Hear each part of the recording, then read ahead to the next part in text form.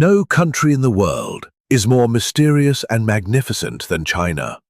Situated in East Asia between the Pacific Ocean and towering mountain ranges, this vast country covers an area of nearly 9.5 million square kilometers, about 3,665,000 square miles, making it the third largest country on the planet. It is home to over 1,400,000,000 people. Almost 1 in 6 people on Earth calls China home. From the snow-capped peaks of Tibet to the tropical shores of Hainan Island, from the vast steppes of Inner Mongolia to the fertile plains of the Yangtze River, China offers a stunning diversity of landscapes.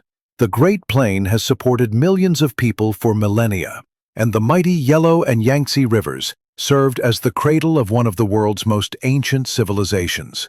The Kunlun Mountains and the Himalayas protected this land from invasion, creating a unique cultural environment where philosophical teachings, works of art, and technological inventions that changed the course of world history were formed. Today, China is one of the world's leading economic powers, with a history spanning over 5,000 years of continuous civilizational development.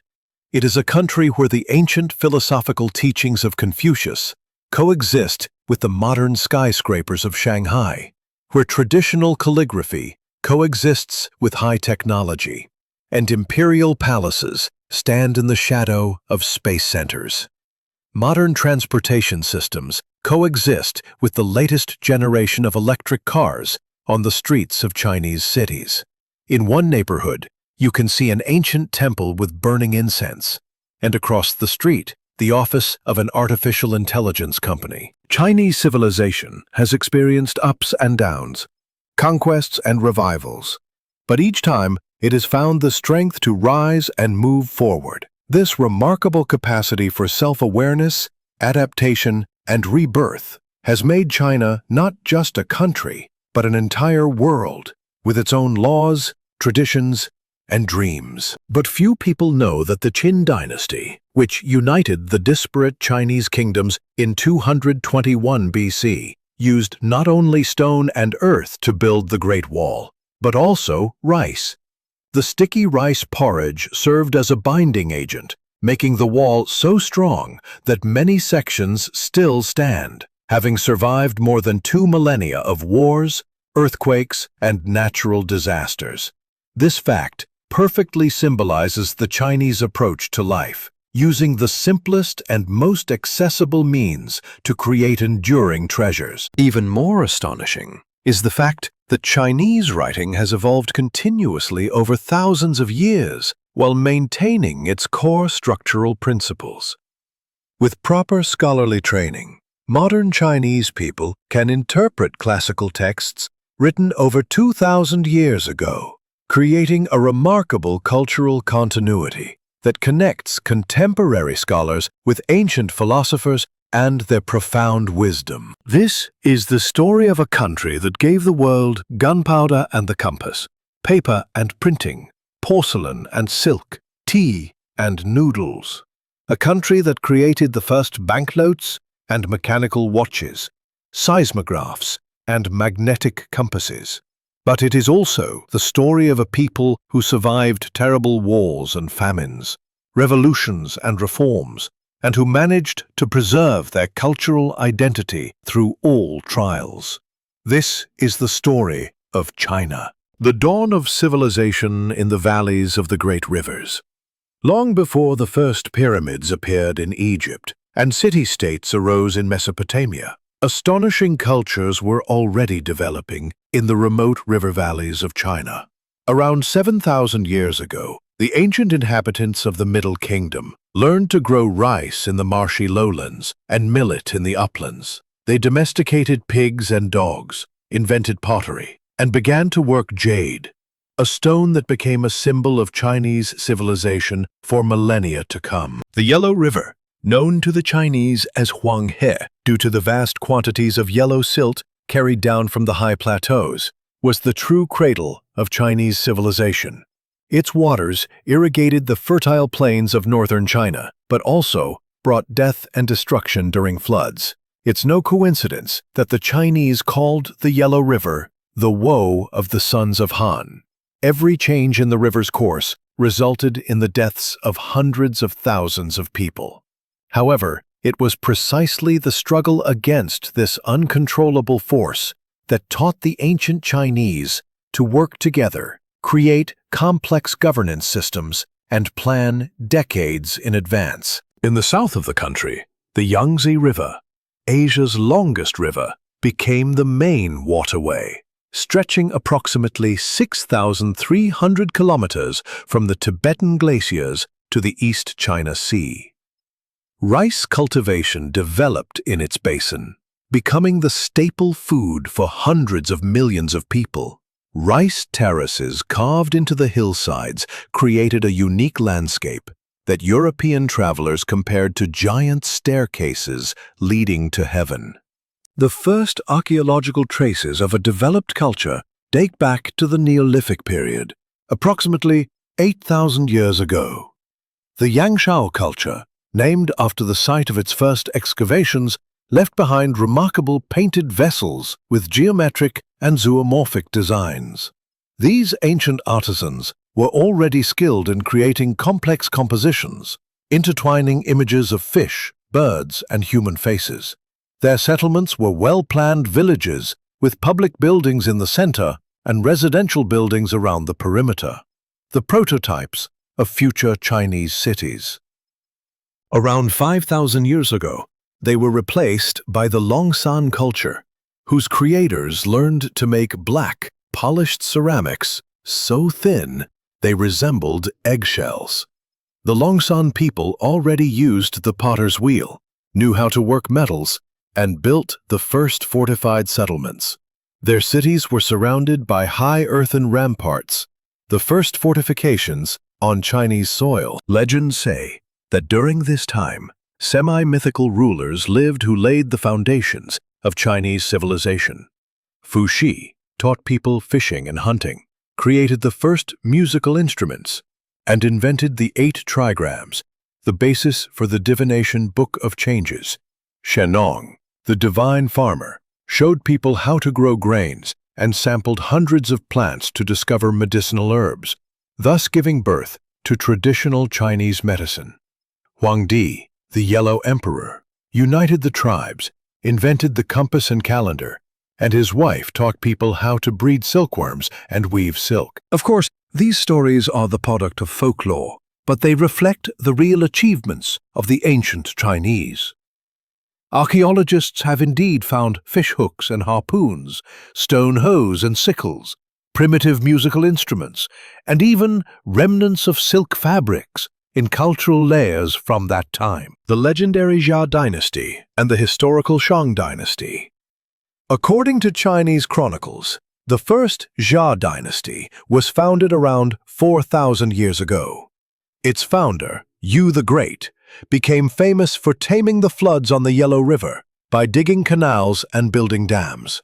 He did not return home for 13 years, devoting himself entirely to this monumental task.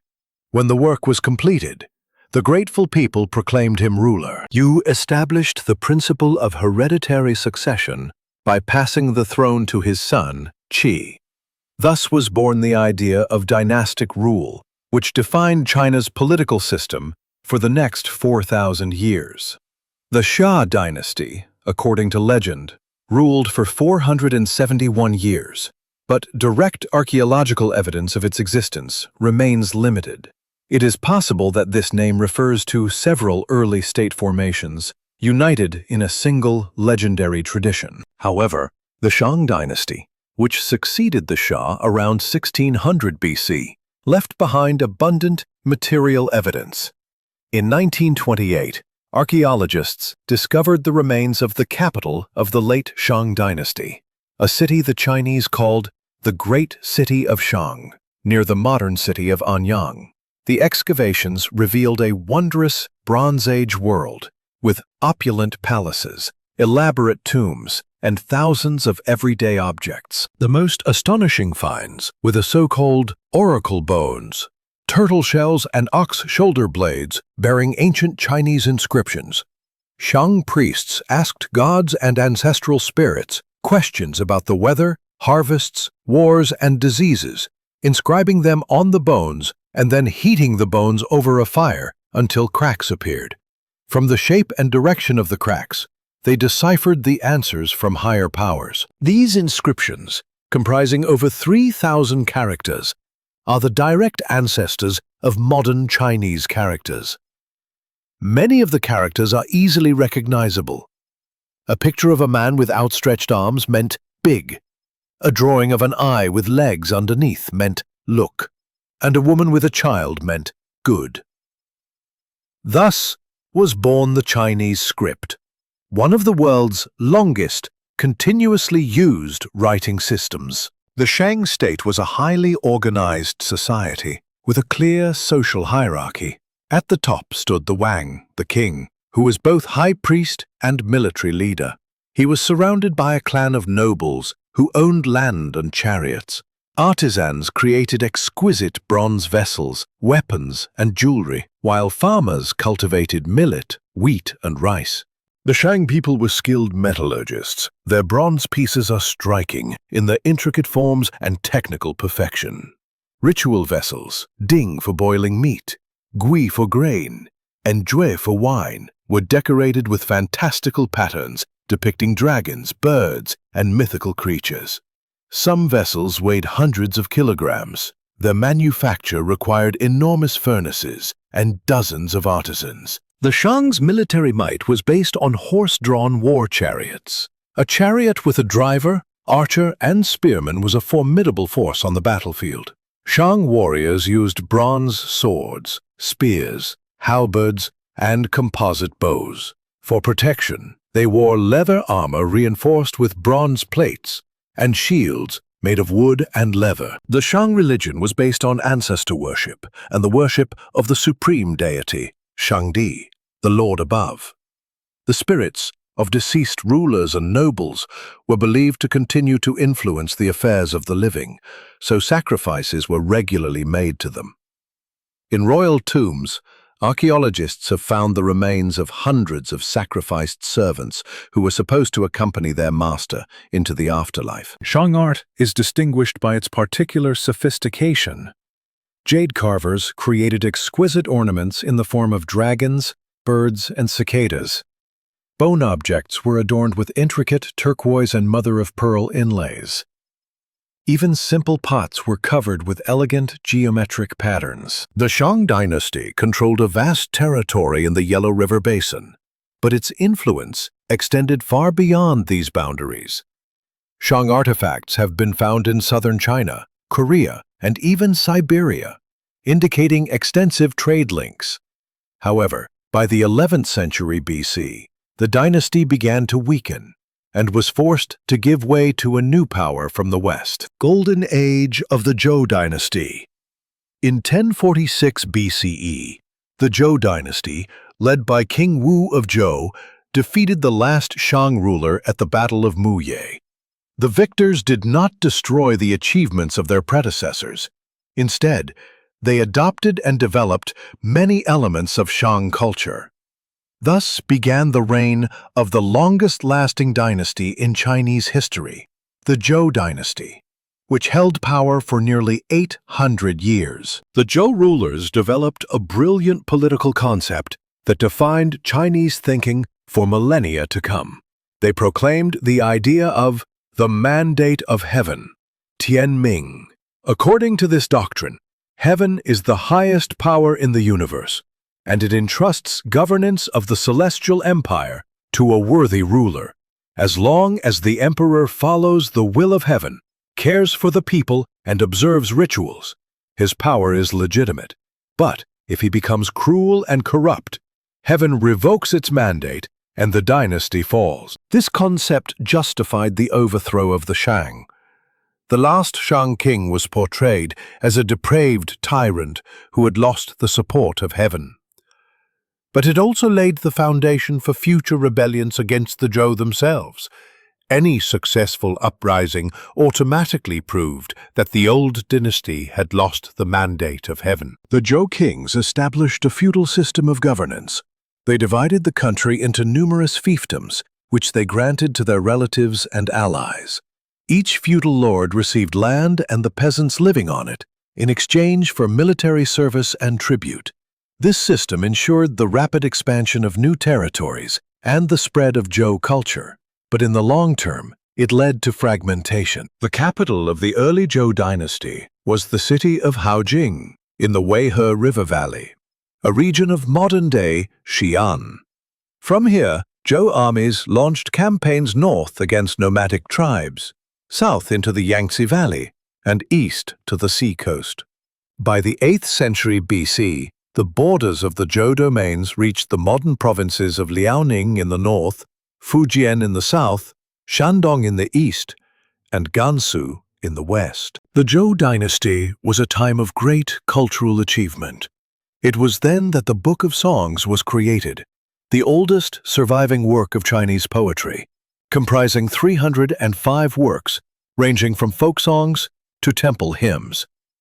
These poems offer a unique insight into the lives of the ancient Chinese, their joys and sorrows, love and war, holidays and everyday life. At the same time, the foundations of Chinese philosophical thought were being formed.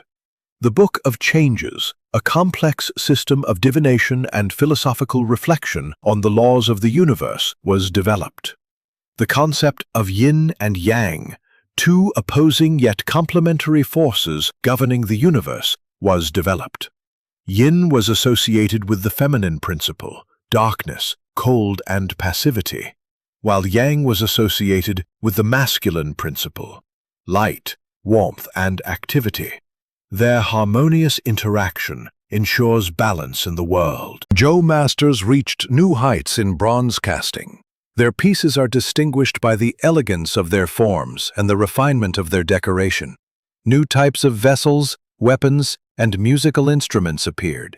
Particularly renowned were the Zhou bianzhong bells, tuned to specific notes and capable of playing complex melodies. Agriculture developed. The Chinese learned to use iron tools, which dramatically increased agricultural productivity. New varieties of grain emerged, and irrigation techniques were improved. Cities grew, and crafts and trade flourished. However, by the 8th century BC, the unity of the Zhou state began to crumble. The growing feudal lords increasingly disregarded the central government, and raids by northern nomads forced the Zhou court to move its capital east to Luoyang in 771 BC. This event divided Zhou history into two periods, the Western Zhou and the Eastern Zhou. The Warring States period and the birth of philosophy. With the weakening of central authority, China entered a period of political fragmentation that lasted for over 500 years. This period became known as the Warring States, after the 7 major states vying for hegemony: Qin, Chu, Wei, Zhao, Han, Qi, and Yan. It would seem that constant warfare should have led to cultural decline, but the opposite occurred. This era became a time of unprecedented intellectual flourishing. Rival rulers attracted sages and advisors to their courts, and private schools were established to teach the art of governance and military strategy. Traveling philosophers traveled from one kingdom to another, spreading their ideas and engaging in debates with opponents. In this atmosphere of free exchange, philosophical schools were born that defined China's spiritual landscape for millennia to come. The Chinese consider Confucius, who lived from 551 to 479 BC, to be the greatest sage of antiquity. His real name was Kongchu, and Confucius is the Latinized form of the honorific Kong Fu Zu, meaning Teacher Kong.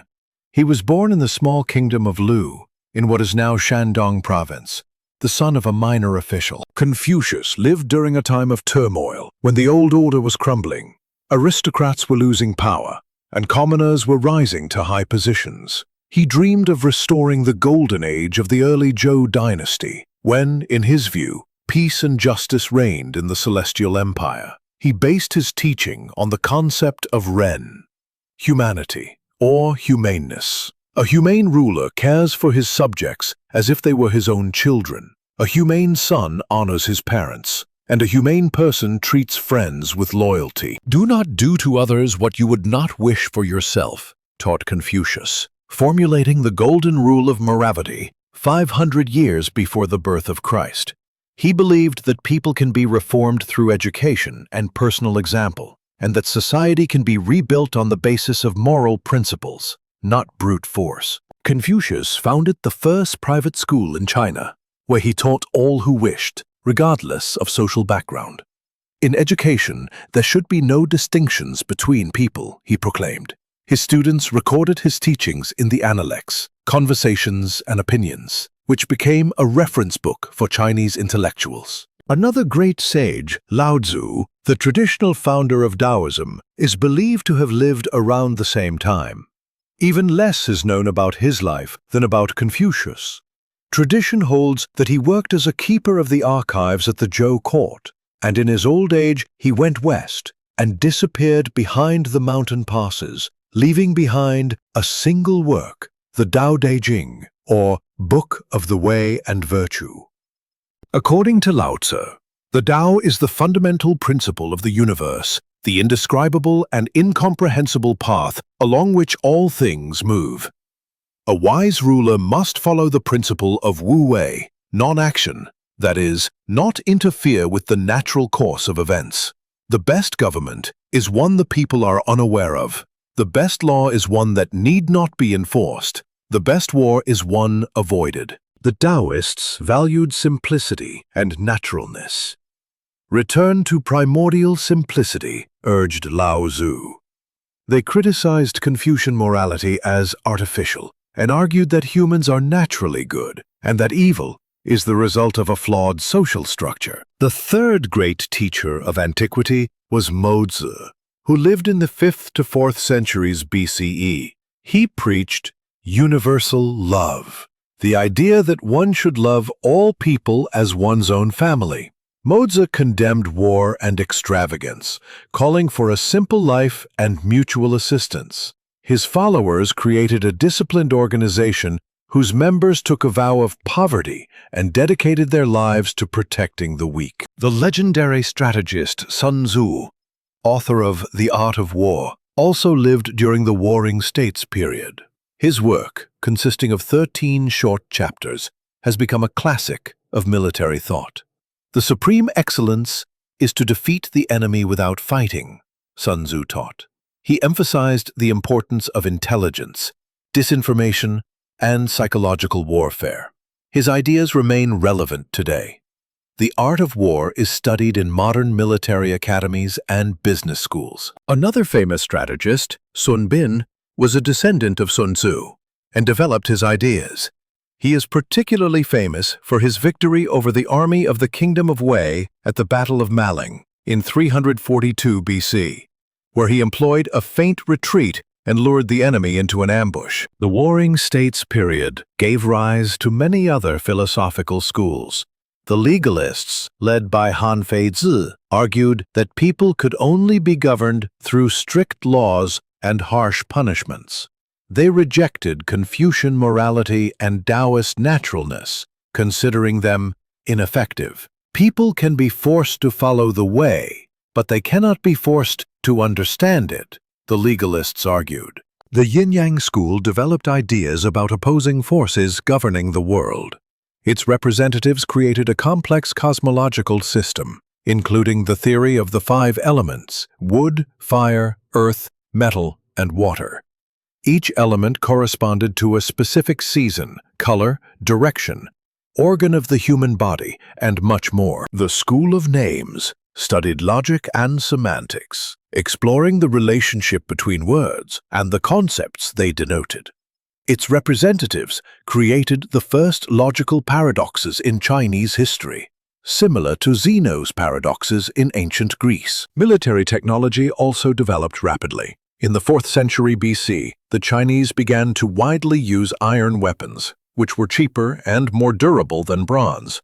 Crossbows appeared, a powerful, long-range weapon that surpassed traditional bows in accuracy and penetrating power. The first siege engines were created, catapults, battering rams, and siege towers. The Warring States period was a time of great social change. The old aristocracy gave way to a new elite, consisting of successful military leaders, wealthy merchants, and educated officials.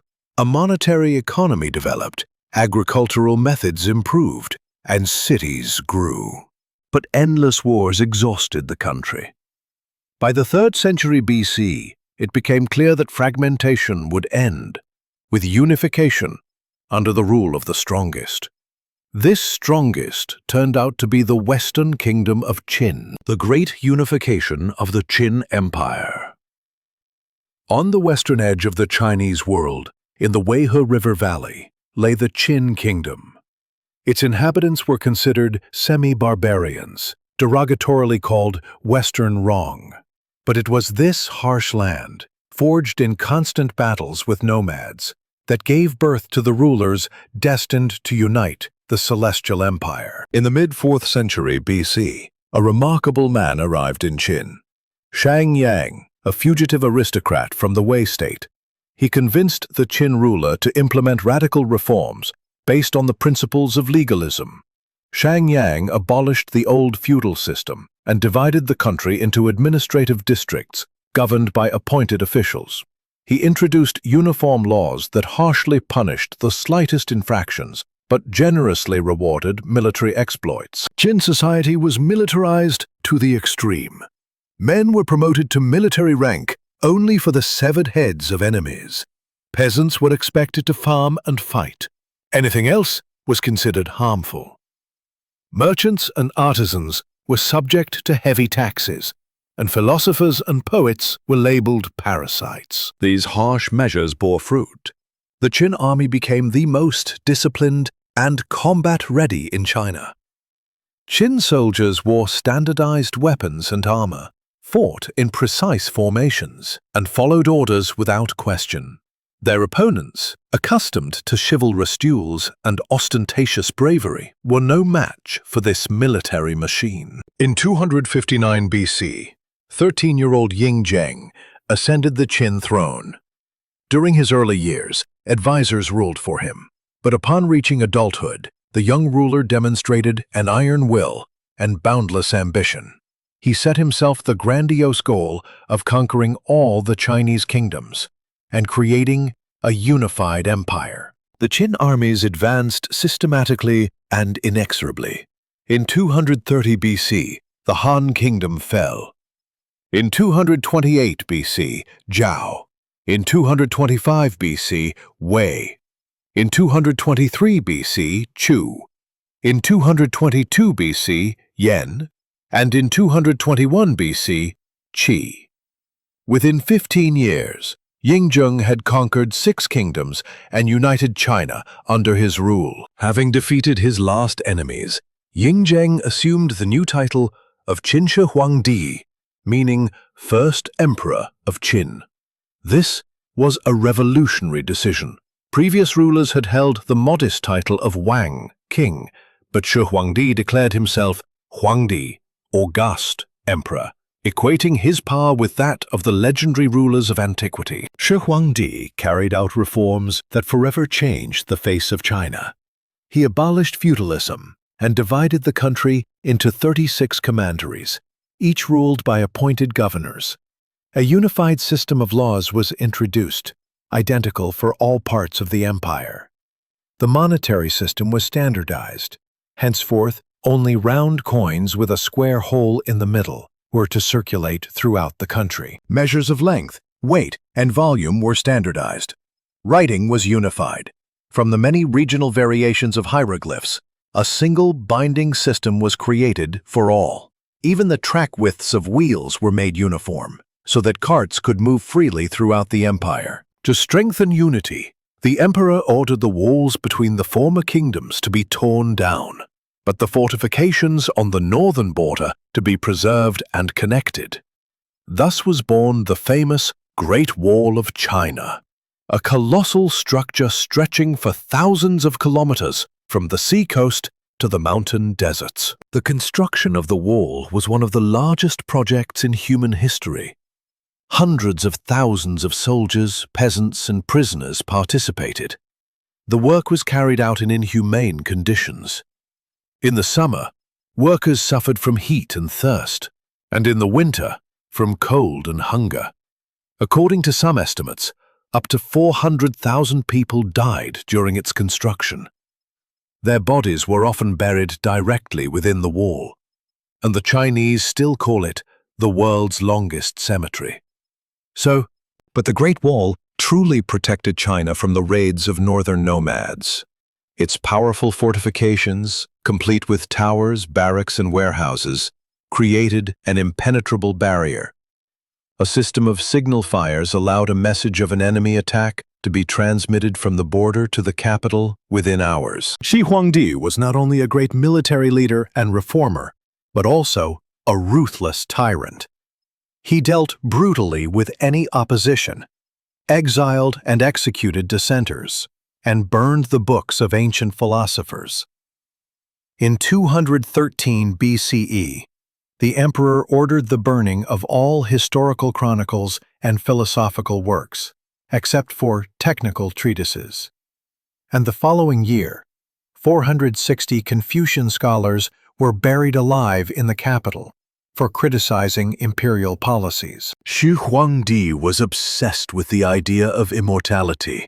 He sent expeditions to mythical islands in the Eastern Sea, where, according to legend, herbs of eternal youth grew.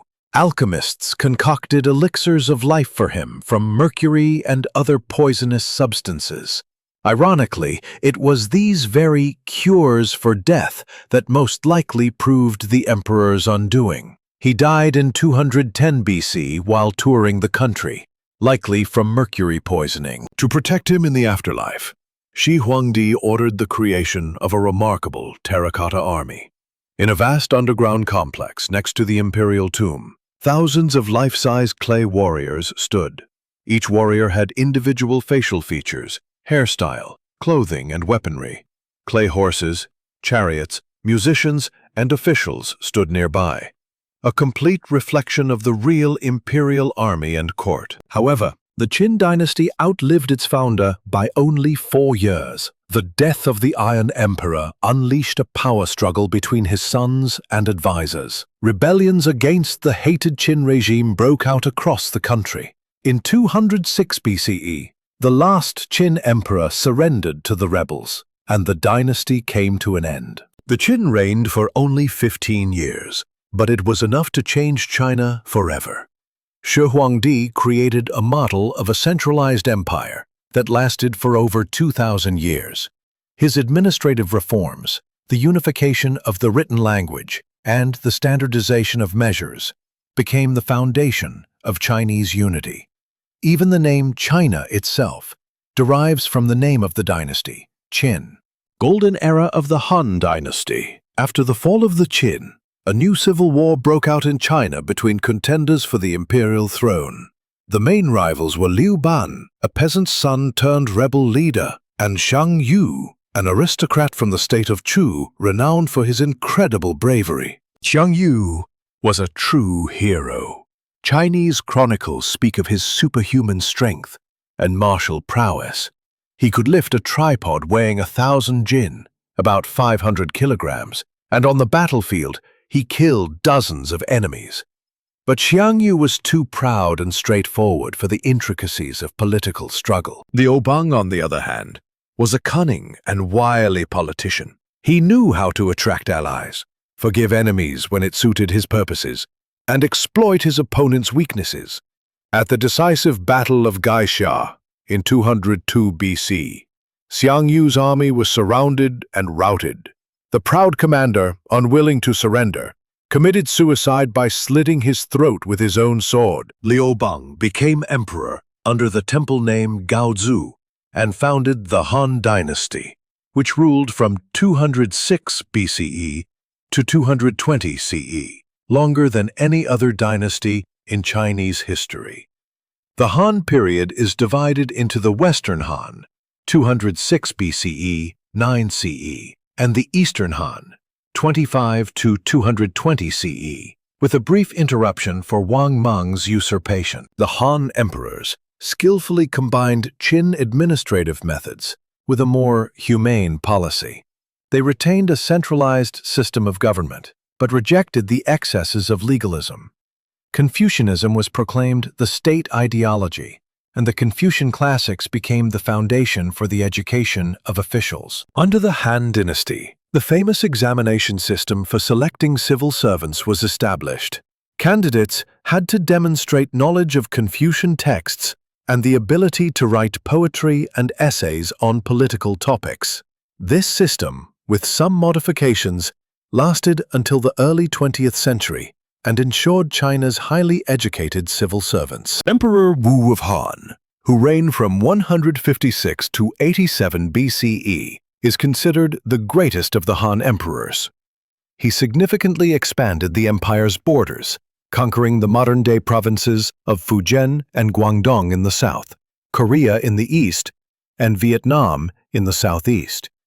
In the west, Han armies reached Fergana in Central Asia. It was under Emperor Wu that the Great Silk Road was opened, a trade artery linking China with Central Asia, India, Persia, and further on with the Roman Empire.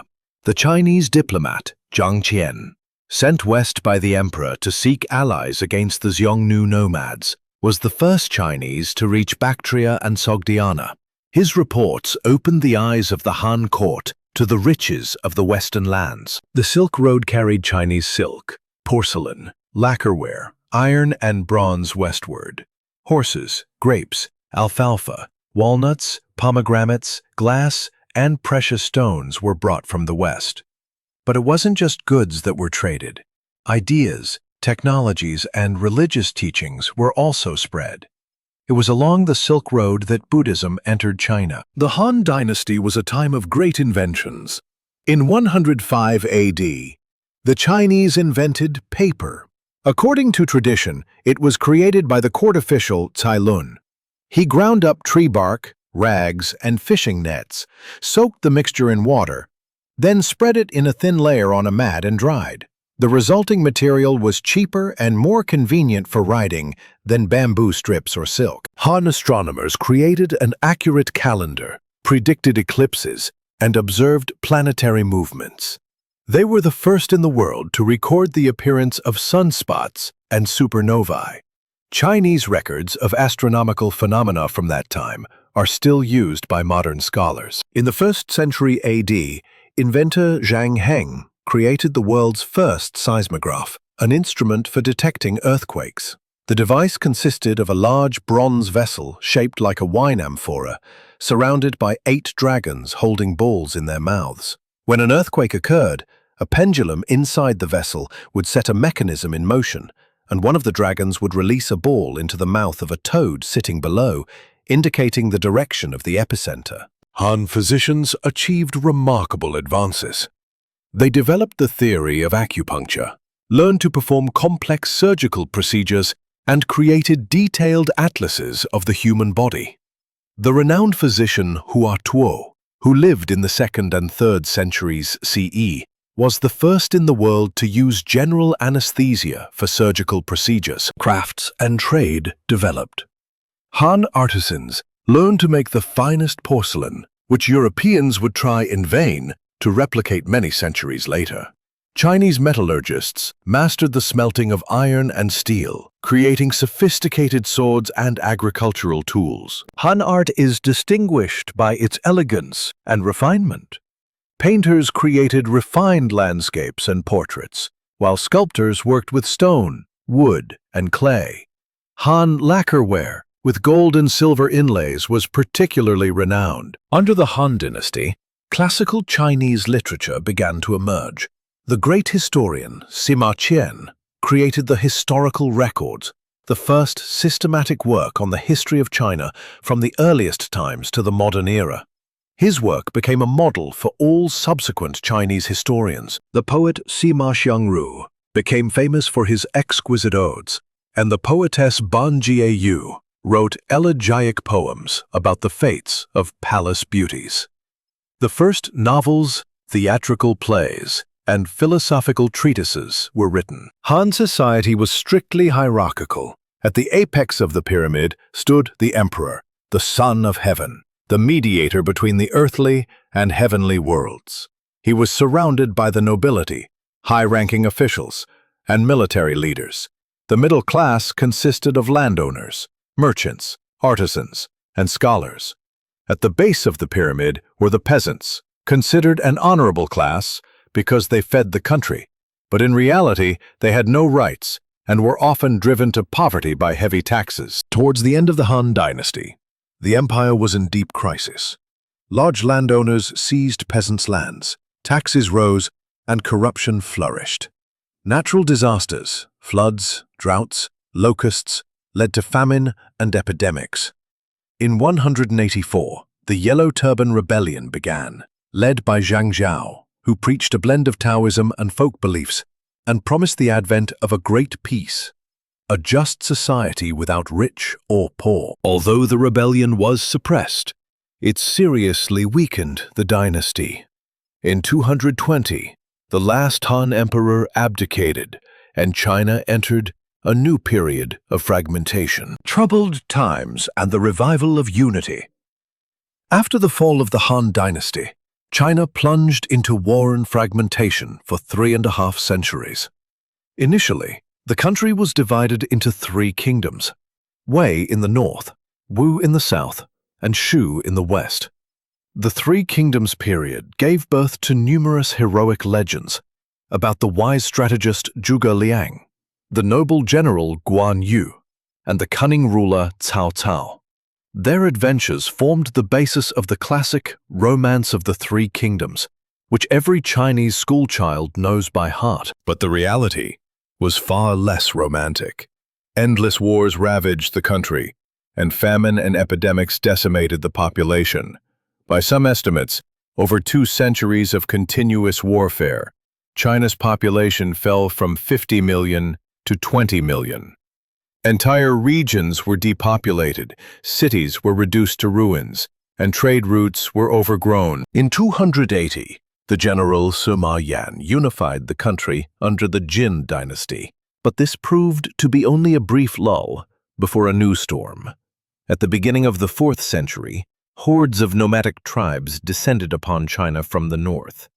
The Xiongnu, Xiangbei, Jie, Di, and Chang. These tribes had lived on the empire's borders for centuries, sometimes fighting the Chinese, sometimes serving as mercenaries. Now they poured into the celestial empire like an unstoppable tide, sweeping away everything in their path. Barbarian rulers created numerous ephemeral states in northern China, which historians called the 16 kingdoms of the 5 northern tribes. Most of these entities lasted no more than a few decades. Their rulers, often illiterate nomadic tribal leaders, attempted to govern millions of sedentary Chinese without understanding the fundamentals of agricultural civilization. Meanwhile, the remnants of the Chinese elite fled south, beyond the Yangtze River, where they founded the Eastern Jin dynasty with its capital in Nanjing. Thus began a long confrontation between the barbarian north and the Chinese south that would last nearly 300 years. But gradually, the newcomers assimilated into the local population. They adopted Chinese names, studied Confucian classics, and married Chinese women. Their children now considered themselves Chinese and looked down on their wild relatives from the steppes. This process accelerated especially during the Northern Wei dynasty, founded by the Tuoba tribe in 386. The Northern Wei emperors pursued a radical policy of Sinicization. They banned barbarian clothing and languages, forced the nomads to engage in agriculture, and moved the capital to the ancient Chinese city of Luoyang. Under Emperor Zhao Wendi, the ruling clan itself adopted the Chinese surname Yuan, and the Tuoba nobility received Chinese titles and positions. This period saw the widespread spread of Buddhism in China. The new religion, which arrived from India along the Silk Road, attracted people tired of endless wars, with a promise of liberation from suffering. Buddhist monks, preached compassion for all living beings, the equality of all people in the face of karma, and the possibility of achieving enlightenment through righteous living. Both barbarian rulers and Chinese aristocrats competed in the construction of Buddhist temples and monasteries. Thousands of statues of Buddha and Bodhisattvas were carved in the Yungang and Longmen caves, ranging from tiny figurines to 17-meter-tall colossi. These stone masterpieces, blending Indian religious motifs with Chinese artistic flair, still amaze with their beauty and grandeur. By the 6th century, the Northern Wei had weakened and split into the Eastern and Western Wei. They were replaced by the Northern Qi and Northern Zhou dynasties. And in the south, the Eastern Jin was replaced by the Liu Song, Southern Qi, Liang, and Chen dynasties.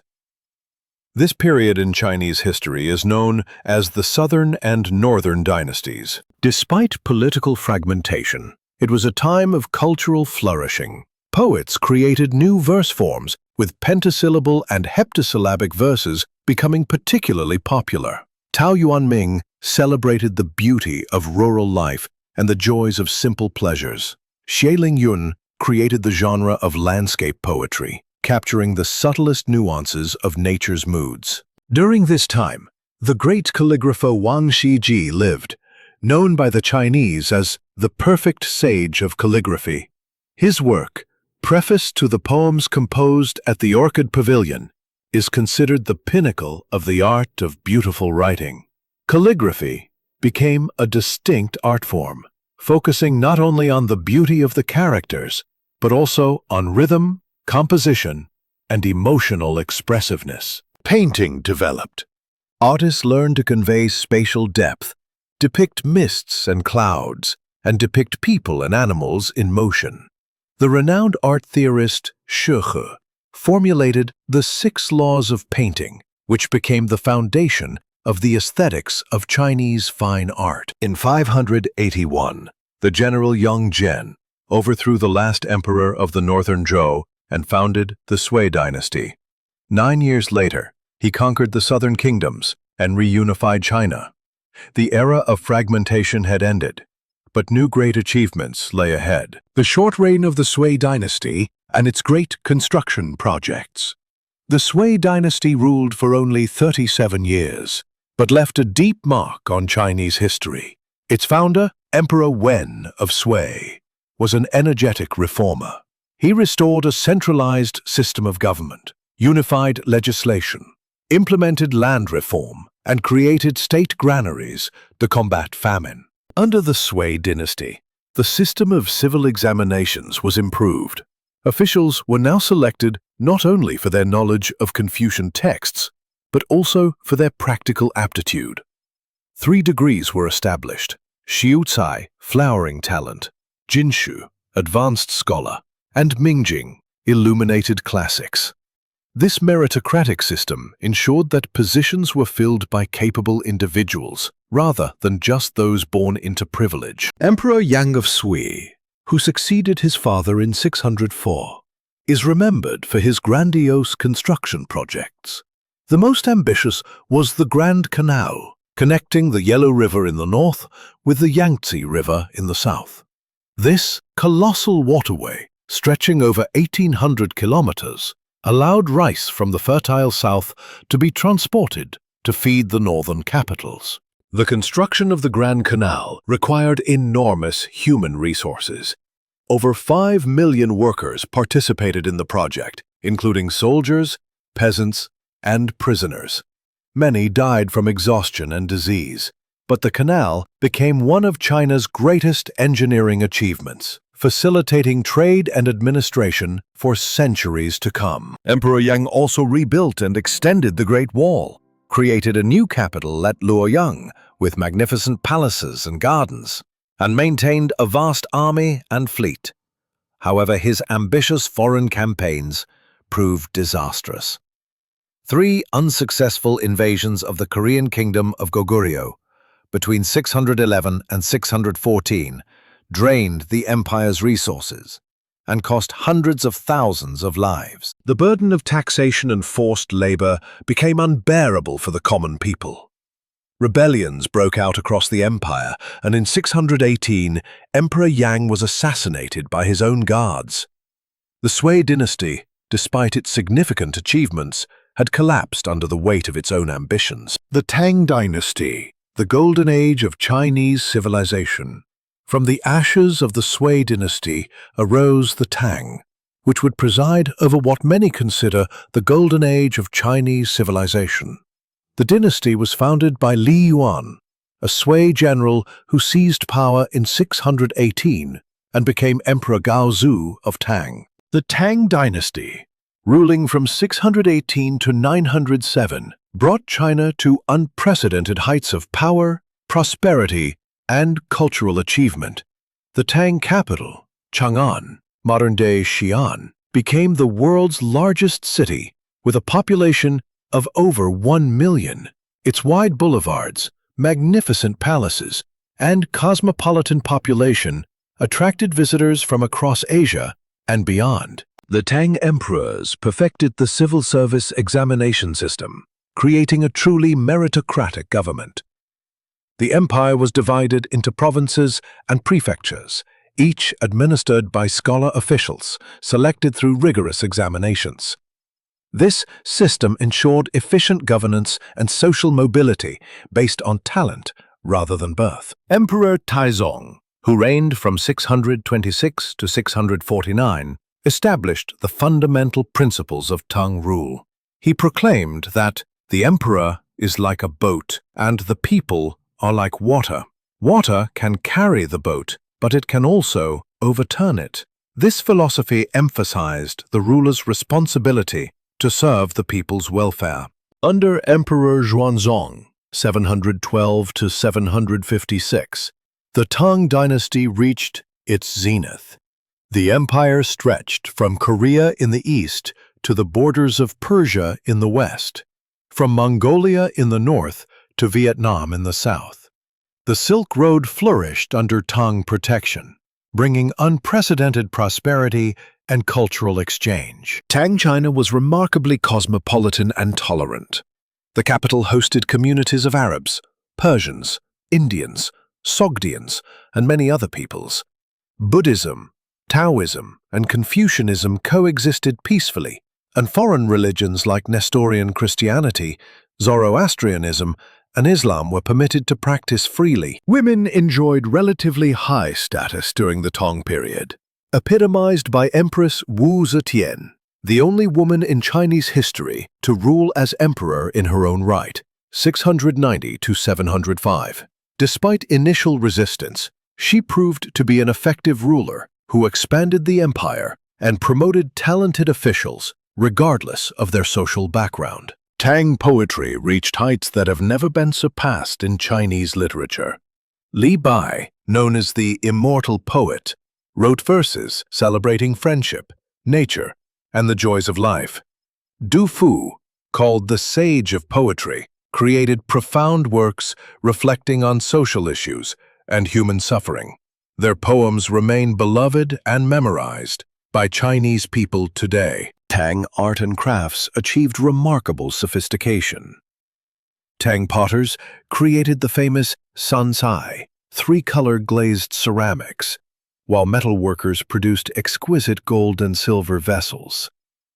Tang painting, particularly landscape and figure painting, established artistic conventions that influenced Chinese art for centuries. The Tang dynasty also saw significant technological innovations. Chinese alchemists discovered gunpowder, initially used for fireworks and later for military purposes. Woodblock printing was perfected, allowing for the mass production of books and the spread of literacy. The world's first known printed book, the Diamond Sutra, dates from 868. However, by the 8th century, the Tang dynasty began to face serious challenges. The An Lushan Rebellion, 755 to 763, devastated northern China and permanently weakened imperial authority. The rebellion, led by a Tang general of foreign origin, resulted in millions of deaths, and marked the beginning of the dynasty's decline. Economic problems, military weakness, and regional warlordism plagued the later Tang period. The empire gradually lost control over its vast territories, and by the early 10th century, effective Tang rule had collapsed. In 907, the last Tang emperor was forced to abdicate, ending nearly 3 centuries of Tang rule. The Song dynasty, innovation and prosperity. After a brief period of fragmentation, known as the 5 dynasties and 10 kingdoms, China was reunified under the Song dynasty in 960. The Song period, lasting until 1279, was characterized by remarkable economic growth, technological innovation, and cultural refinement, even though the dynasty never matched the Tang's military might or territorial extent. The Song dynasty is divided into 2 periods.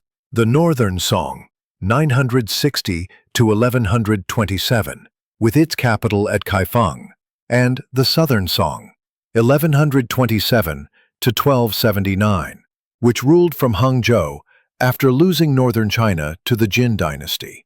Despite military weakness relative to its neighbors, Song China experienced unprecedented economic prosperity. The population nearly doubled during the Song period, reaching over 100 million by the 11th century. Agricultural productivity increased dramatically due to new crops like champa rice from Vietnam, improved farming techniques, and expanded irrigation systems. The Song dynasty witnessed a commercial revolution that transformed Chinese society. Paper money was invented during this period, first appearing in Sichuan province in the early 11th century. Banking systems developed, credit became available, and long-distance trade flourished. Urban centers grew rapidly, and a prosperous merchant class emerged. Technological innovation reached new heights during the Song period.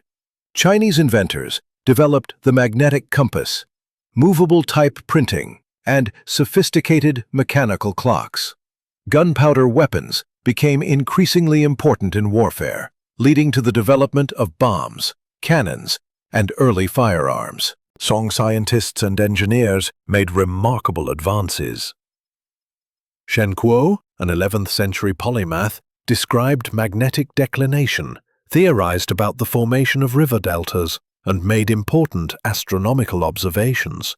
Su Song created an elaborate astronomical clock tower that was essentially an early computer, capable of tracking celestial movements and telling time. The Song period saw a revival and reinterpretation of Confucianism, known as Neo-Confucianism. Philosophers like Zhu Xi synthesized Confucian ethics with metaphysical concepts borrowed from Buddhism and Taoism, creating a comprehensive philosophical system that would dominate East Asian thought for centuries. Song literature and art reached new levels of sophistication. Su Dongpo, one of China's greatest poets, mastered multiple verse forms and prose styles. Song painters perfected landscape painting, creating works of extraordinary beauty and philosophical depth that captured the essence of the natural world. However, the Song dynasty faced constant military pressure from northern neighbors. The Western Xia, Liao, and later Jin dynasties controlled territories that had traditionally been part of China. Despite their wealth, the Song were forced to pay tribute to these northern powers to maintain peace. In the early 13th century, a new threat emerged from the north: the Mongols. Under Genghis Khan and his successors, the Mongol armies proved unstoppable. They conquered the Jin dynasty in 1234 and then turned their attention to the Song.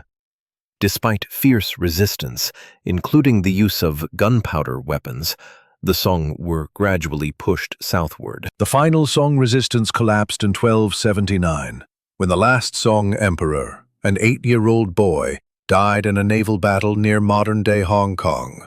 China had fallen under foreign rule for the first time in its history, as the Mongols established the Yuan dynasty. The Yuan dynasty, foreign rule and cultural fusion. After the fall of the Song dynasty, China experienced foreign rule for the first time in its history under the Mongol Yuan dynasty, founded by Kublai Khan grandson of Genghis Khan, in 1271. The Yuan dynasty completed the conquest of China in 1279, when the last Song resistance was crushed. The Mongol conquest fundamentally changed China's political and social structure.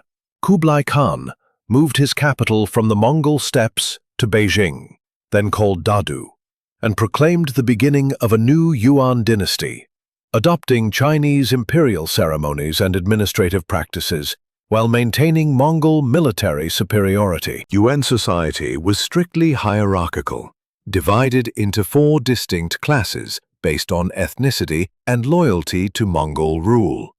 At the top were the Mongols themselves, followed by the Semu, various peoples, which included Central Asians, Persians, and other non-Chinese collaborators.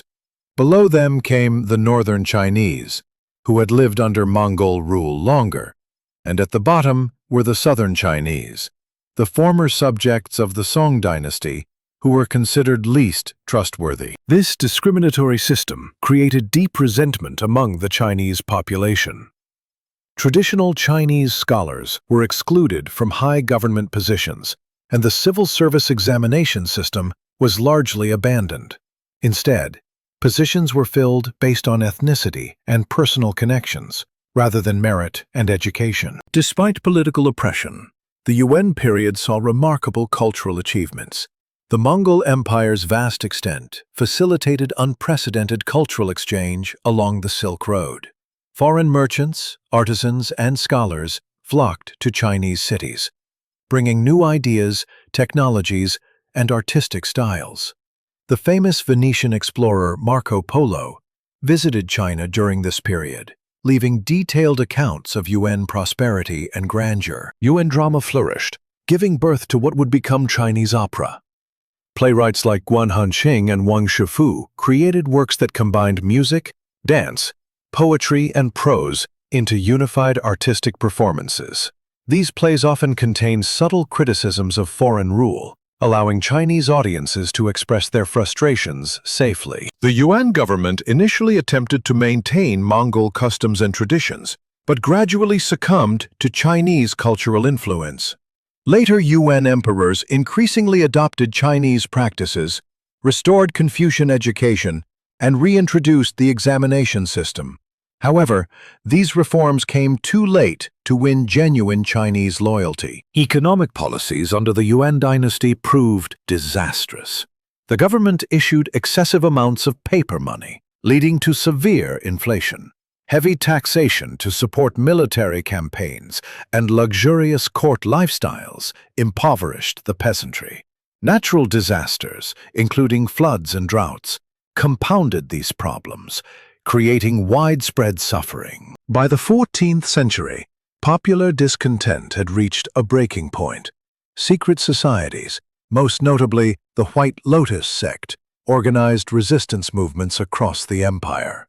In 1351, the Red Turban Rebellion erupted under the leadership of various regional commanders, who claimed to restore Chinese rule. Among the rebel leaders was Zhu Yuanzhang, a peasant son who had become a Buddhist monk before joining the rebels in 1352.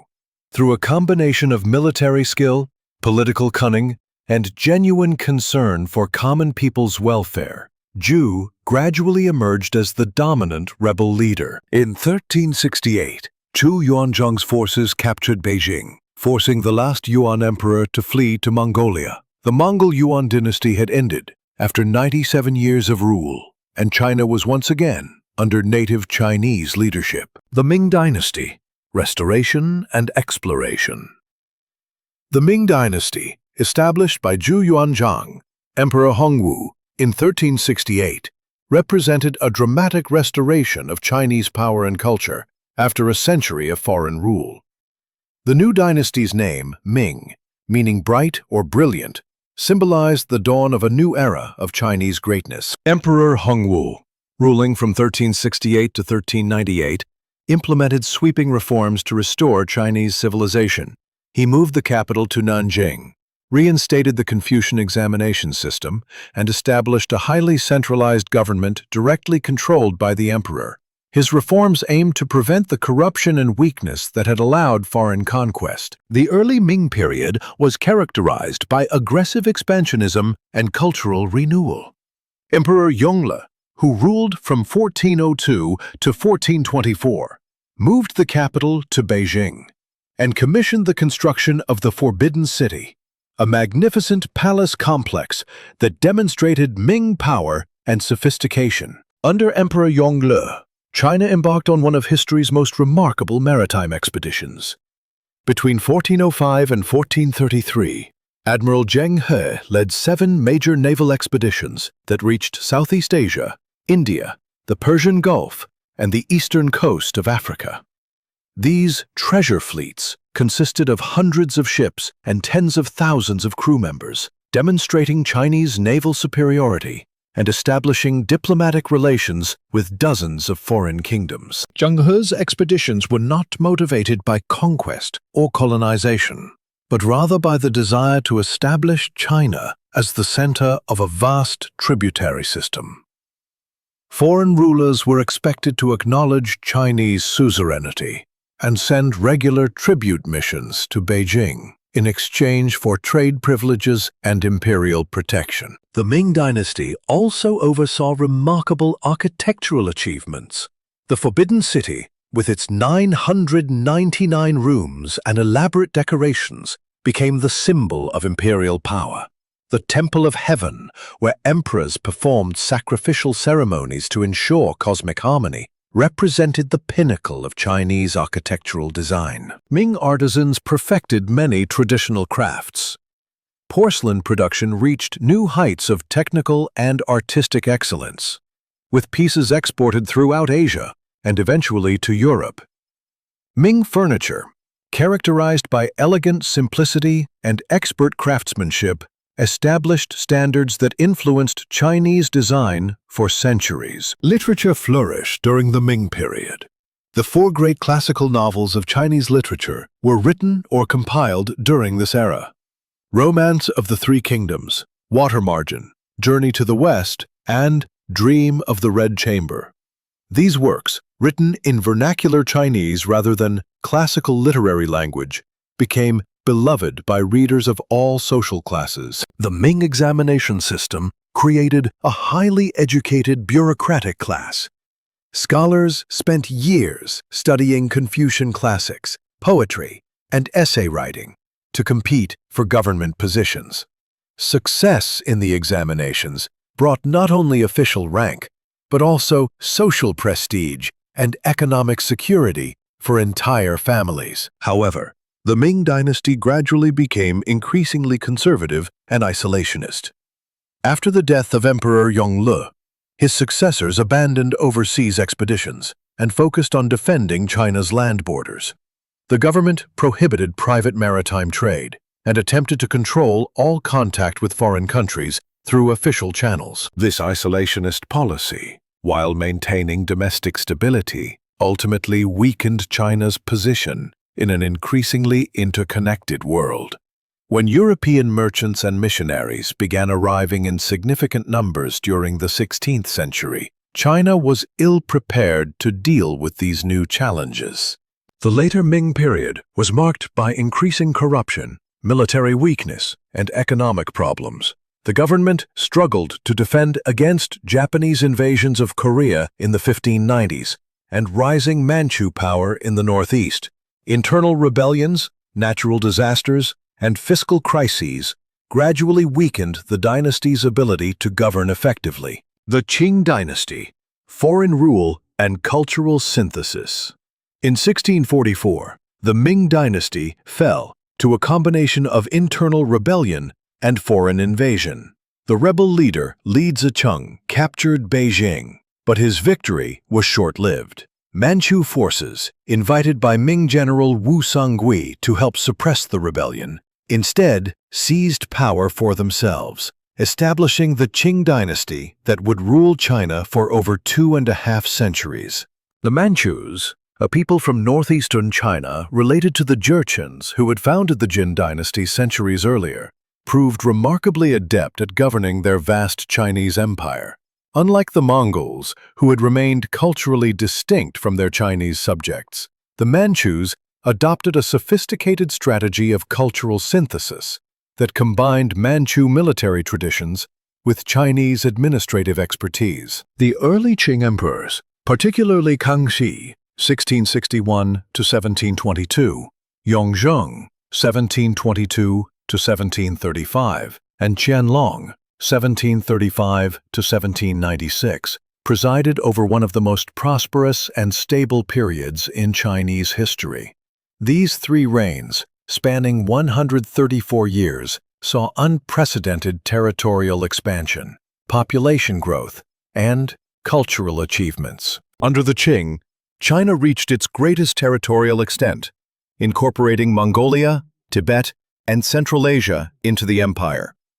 The population doubled from approximately 150 million to over 300 million during the 18th century, supported by the introduction of New World crops like corn, sweet potatoes, and peanuts that allowed cultivation of previously marginal lands. The Qing dynasty maintained the traditional Chinese governmental structure while adding Manchu oversight. Chinese and Manchu officials served together in most government positions, creating a dual administrative system that balanced native Chinese expertise with Manchu political control.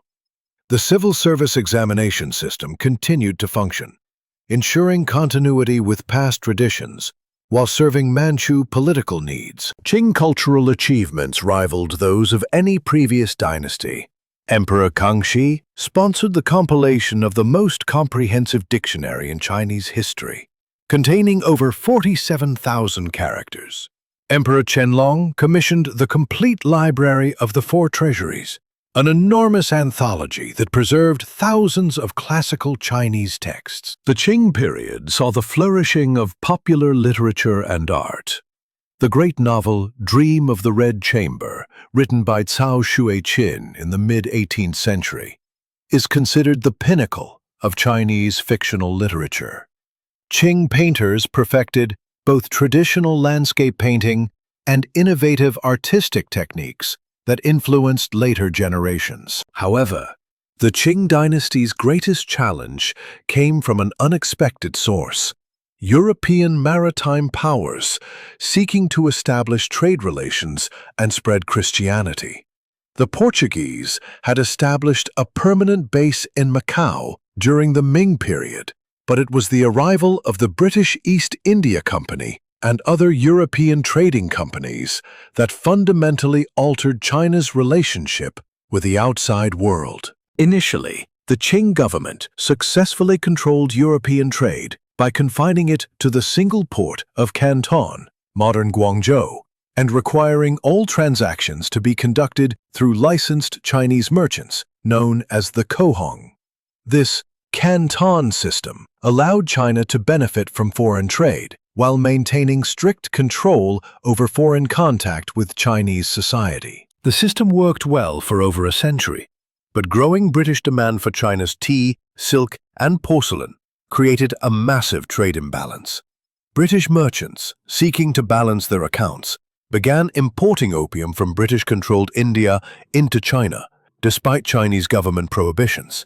The opium trade created widespread addiction and social problems in China, leading to the Opium Wars of 1839 to 1842 and 1856 to 1860. China's defeat in these conflicts forced the Qing government to sign unequal treaties that opened Chinese ports to foreign trade, granted extraterritorial rights to foreign nationals, and ceded Hong Kong to Britain. These defeats shattered Chinese confidence in traditional institutions and began a period of internal rebellion and foreign intervention that would ultimately lead to the dynasty's collapse. The Taiping Rebellion, 1850 to 1864, led by Hong Xiuquan, who believed himself to be the younger brother of Jesus Christ, devastated central and southern China and resulted in the deaths of over 20 million people. Despite these challenges, the late Qing period saw important attempts at reform and modernization. The self-strengthening movement of the 1860s and 70s sought to adopt Western military technology while preserving Chinese cultural values. Reformers established modern schools, built railways and telegraph lines, and created new industries. However, these efforts proved insufficient to address China's fundamental problems. Military defeats by Japan in 1894 to 1895 and the failure of the 100 Days Reform in 1898 demonstrated the inadequacy of incremental change. The Boxer Rebellion of 1900, an anti-foreign uprising that was suppressed by an international military coalition, further weakened the dynasty's credibility. The Qing dynasty finally collapsed in 1911, when a republican revolution led by Sun Yat-sen overthrew the last emperor, the 6-year-old Puyi. After over 2,000 years of imperial rule, China entered the modern era as a republic, though the transition would prove tumultuous, and the country would face decades of war, revolution, and division before achieving stability under communist rule in 1949. Modern China, Revolution and Renaissance.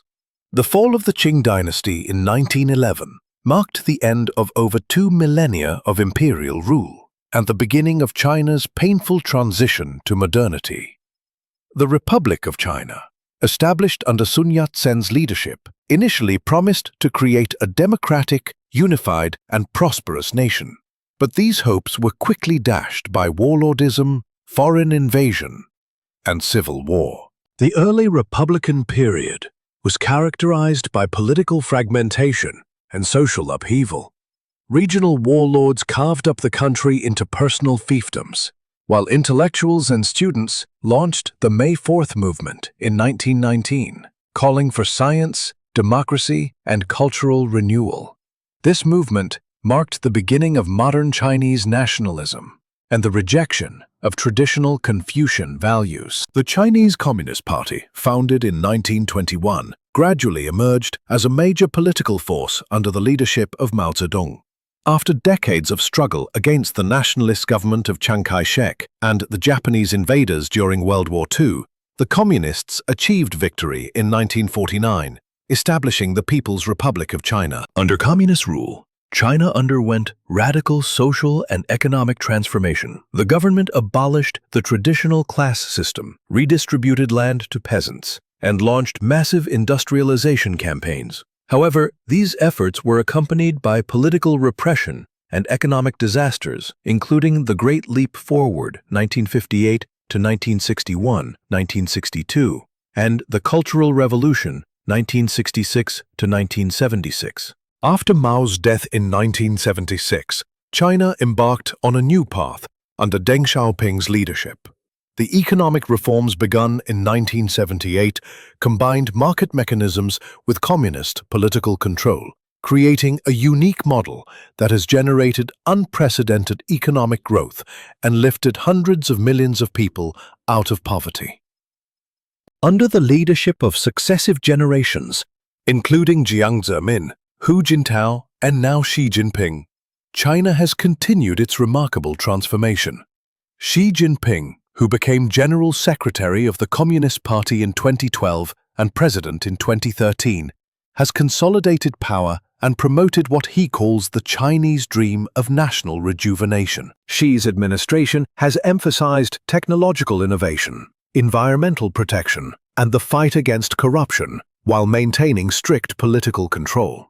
His signature foreign policy initiative, the Belt and Road Initiative, launched in 2013, seeks to connect Asia, Europe, and Africa through infrastructure investments reminiscent of the ancient Silk Road. Today, China has emerged as the world's second-largest economy and a major global power.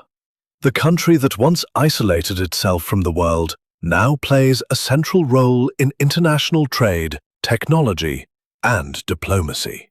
Modern Chinese cities showcase gleaming skyscrapers and advanced infrastructure, while traditional culture experiences a remarkable revival. Chinese technology companies lead the world in areas such as mobile payments, high-speed rail, and renewable energy. The country has made remarkable progress in space exploration, with successful missions to the Moon and Mars. Chinese universities and research institutions are at the forefront of scientific discovery and innovation. Yet, China also faces significant challenges in the 21st century.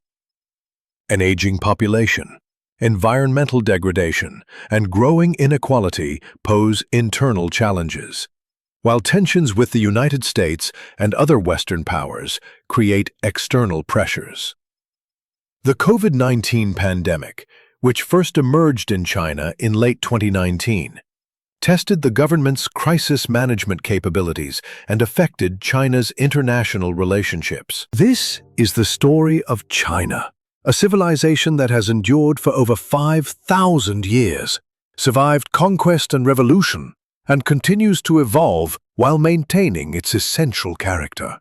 From the ancient oracle bones of the Shang dynasty to the digital networks of the 21st century, China's journey represents one of humanity's greatest civilizational achievements. The Middle Kingdom that once saw itself as the center of the world has indeed become central to the modern global economy and culture. Its ancient wisdom, combined with modern innovation, continues to shape not only its own destiny, but the future of the entire world.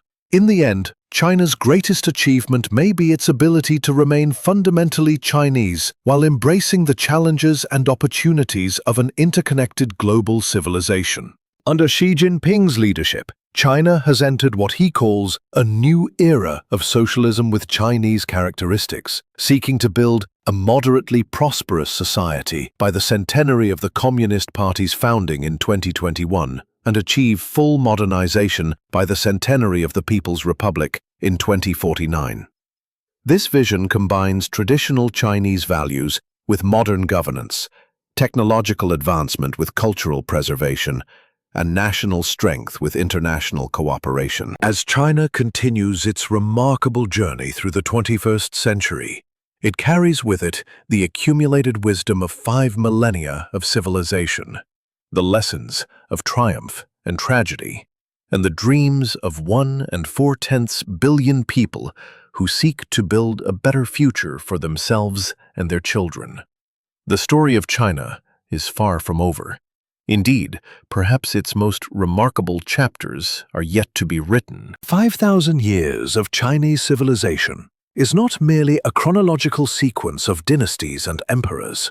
It is a living testament to the fact that the human spirit can overcome any obstacles, that culture can survive the harshest trials, that the wisdom of ancestors can illuminate the path for future generations. Chinese history teaches us an important lesson. The true greatness of a civilization is measured not by the size of its territory or the might of its armies, but by its ability to create, preserve, and transmit cultural values. Confucius said, "To study the past and understand the new, is this not what makes one a teacher?"